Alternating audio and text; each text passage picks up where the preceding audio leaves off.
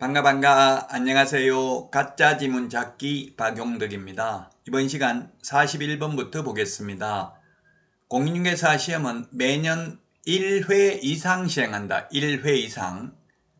옛날에 이상이라는 말 없었는데 15회 추가 시험을 보면서 제가 왜 시험을 두 번 보냐 이렇게 했더니만 이상이라는 말을 넣었습니다. 그냥 옛날에는 매년 시행한다 이렇게 돼 있었습니다. 지금은 1회 이상이고요. 다만 시험 시행기관장은 시험을 시행하기 어려운 부득이한 사정이 있는 경우에는 공인중개사 정책심의원의 의결을 거쳐서 당해년도 시험을 시행하지 아니할 수 있습니다. 물론 공인중개사 정책심의원의 의결은 사전 의결을 거쳐야 되겠죠. 만약 사후 의결을 거쳐야 된다 하면 X가 되겠습니다. 그래서 시험을 1년에 10번 보든 10년에 시험을 한 번 보든 법령 위반은 아닙니다. 42번 시험 시행기관장은 시험을 시행하려는 때에는 예정 시험 일시, 시험 방법 등 시험 시행에 관한 계략적 사항을 매년 2월 말일까지 일간신문, 관보, 방송 중 하나 이상에 공고하고 인터넷 홈페이지에도 공고해야 됩니다. 맞습니다.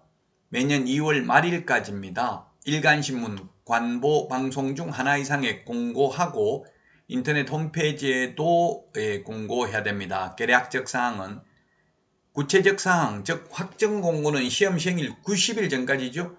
확정 공고는 시험 시행일 90일 전까지 일간신문, 관보, 방송 중 하나 이상에 공고하고 인터넷 홈페이지에도 공고를 해야 됩니다. 그러나 계략적 사항은 매년 2월 말일까지 일간신문, 관보, 방송 중 하나 이상에 공고하고 인터넷 홈페이지에도 공고해야 됩니다. 자, 다음은 43번입니다. 국토교통부 장관 또는 시도지사는 시험 시행기관의 장이 명단을 통보한 출제위원에 대해서는 그 명단을 통보한 날부터 3년간 시험 출제위원으로 위촉하여서는 아니 된다. 좀 말이 생략되어 있는데요. 5년입니다. 5년. 즉 부정행위, 이거 그냥 한마디로 말하면 부정행위를 한 수험생, 부정행위를 한 출제위원 모두 5년간 자격이 박탈됩니다. 그래서 부정행위를 한 출제위원 3년이 아니라 5년간 출제위원 위촉하여서는 아니 됩니다. 자, 그 다음에 44번입니다. 부정행위를 한 응시자입니다. 응시자 출제위원 똑같다고 했죠? 만약 부정행위하면 그 시험을 무효로 하고 무효 처분이 있은 날입니다. 부정행위 한 날이 아니라 무효 처분이 있은 날부터 3년간이 아니라 5년간 시험 응시 자격을 정지한다. 이 경우 시험 시행기관장은 지체 없이 이를 다른 시험 시행기관의 장에게 통보해야 된다. 왜? 다른 시도에 가서 시험 볼 수도 있으니까. 자, 43, 44 부정행위한 수험생 출제위원 모두 3년이 아니고 5년간 응시 자격을 박탈하고 출제위원 자격을 박탈합니다.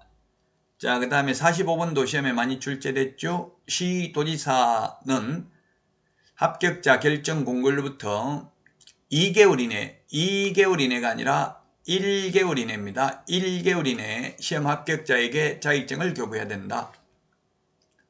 시도지사가 자격증을 교부하죠. 시도지사, 국토부 장관이 아니고요. 1개월 이내에 자격증을 교부합니다. 30일 아니고 1개월입니다.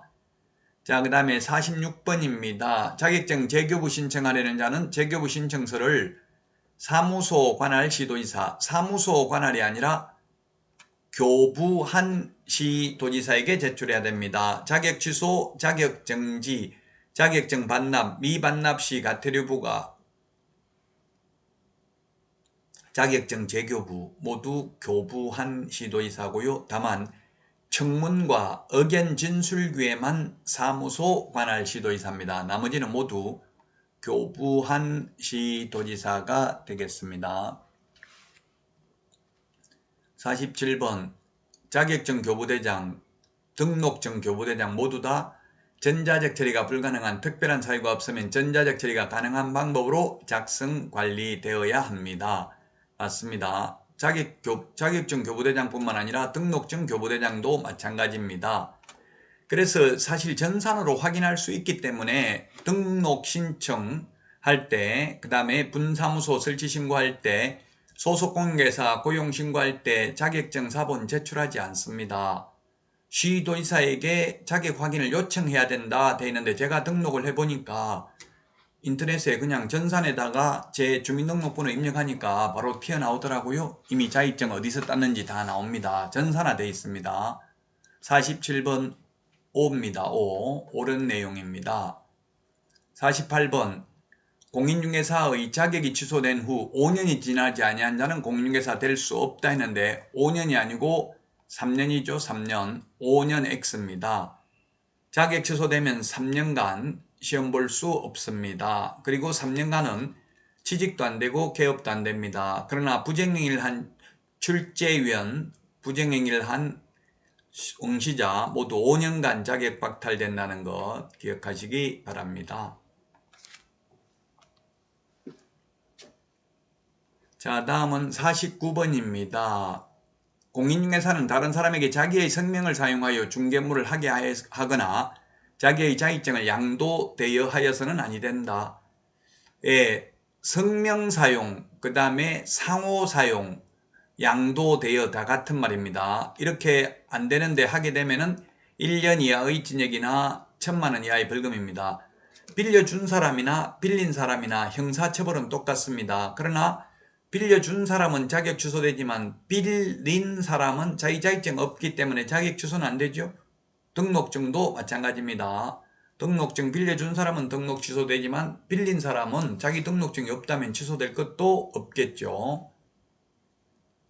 50번 공인중개사가 아닌 자는 공인중개사 이와 유사한 명칭을 사용하지 못한다. 그 유사한 명칭 사용하게 되면 1년 이하의 징역이나 1,000만 원 이하의 벌금이고 자격증 없는 사람은 대표자라는 명칭을 쓸 수 없습니다. 사장, 회장, 중개사무소 소장 이런 명칭 쓰면 안 됩니다. 공인중개사 아닌 자는.